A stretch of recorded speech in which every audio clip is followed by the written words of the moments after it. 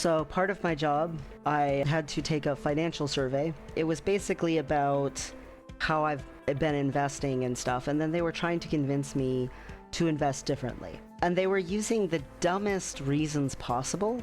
They were not applicable because they weren't realistic for 70% of people in the United States of America. They were trying to convince me to change the way that I invest my money and put it into things that are essentially take a lot of investment and require a lot of risk, but could have a big payoff. And I'm like, why would I do that? That's just stupid. For 70% of people in the United States of America, investing a lot of money into something that could be risky is not a good plan. Because A, most people don't have a lot of money to invest in the first place. Like, most people have kind of not got the ability to just drop a big load of money into an account. But also, I am a firm believer in not investing out of fear. And if you are doing something and it makes you feel anxious, if it makes you feel like you might be up at night thinking about what you did, you might not want to do it. There are some people that works out for, but 90% of the time it does not work out. And we talk about the people who successfully do that because it's exciting and we want to wish that we could be those people. Those people who got lucky, who seem like they made the right choice and won the lottery without playing the actual lottery. It's fast money, and it's exciting money, and it's overnight success, however you want to say that. It's appealing.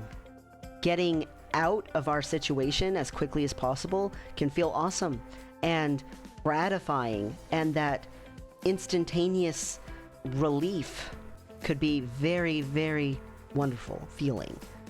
But the desperation that's driving you toward being hungry for that sense of relief is the problem. And if you don't start from a place of desperation in the first place, you're not going to end up making as bad of risky decisions as this.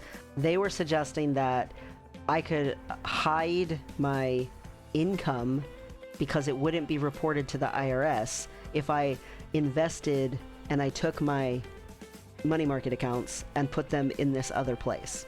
First of all, if the IRS finds out that you didn't report something, it's not a good thing. You get an audit, they find out.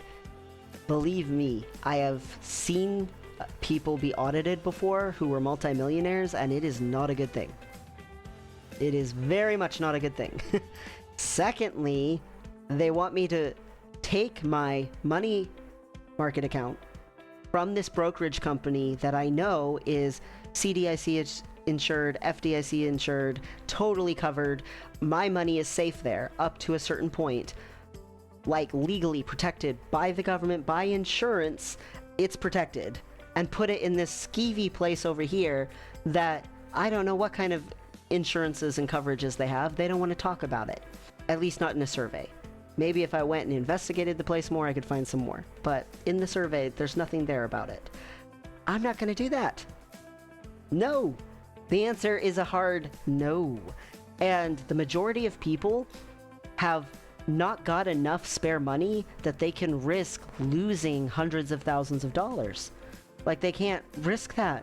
They can't risk losing even $1,000. The last time that it was reviewed, 40% of Americans could not afford a $1,000 emergency, and 59% of Americans could not afford a $400 emergency. So no, the answer is a hard no. I'm not going to go invest my money in a place that's so risky. There's suggestions that you can earn a big chunk of money and it could be life-changing. It's a snake oil salesman. It's a scam. Anything that promises you more than a 20% return on investment, look really, really, really closely. Crunch the numbers, because if it is promising you more than a 20% return, anything, no matter who they are. If it's a YouTuber saying, oh yeah, 100% you're going to get your return on investment on this, it's a scam. Outright, it is a scam. The majority of investments, even for multi-billion, trillion earning corporations, the return on investment for the majority of the time is 20% or less. So how are you magically getting into this thing that's got a better return than that? Unless it's a scam, or unless the numbers need to be crunched really, really closely, and it turns out maybe it's true because some regulation hasn't caught up yet, or there's a loophole, or whatever it is. If that's true, maybe look into it, but it's rare. It's very, very rare. The majority of the time, it's a scam. And this financial survey that I had to take as part of my job, I was struggling not to laugh while I was taking it, while I was working, because it was basically an infomercial. They were using the survey as a commercial to us in reality. That's what it was. It was asking our thoughts and our opinions, but in reality, it was trying to get us to think about the concept of maybe doing this. And I just had to try to choke down the laughter at how ridiculous it was for me to even remotely ever consider doing it. Don't take big risks and giant risks with your money unless you have fully, without any emotion involved, crunched every number involved, and genuinely, logically, with a level head, gone over everything from every perspective that you can on the matter. Come at it from every direction.